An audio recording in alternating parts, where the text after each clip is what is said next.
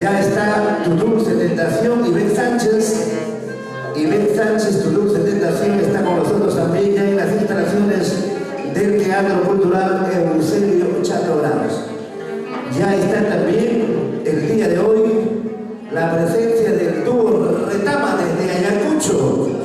Gracias también a nuestra chiquita cordillerana, a todos los intérpretes de Eusebio Chato Grados, todos nuestros grandes artistas de folclore nacional, hoy aquí en el escenario cultural Eusebio Chato Grados.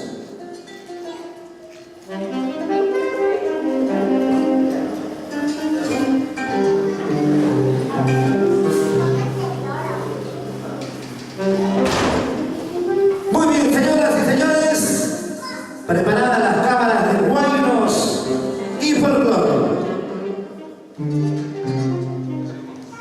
Celebrando el Día del Artista aquí en el Teatro Cultural Eusebio Chato Grados, es un honor para mí presentar, con el respaldo musical de la Orquesta Los Príncipes del Perú, del señor Carlos Guamán Reyes.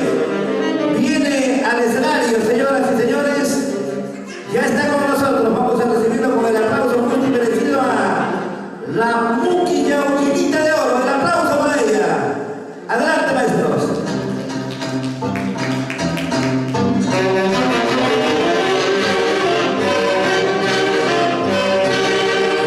Teatro Cultural Eusebio Chato Grados, en el Día del Artista,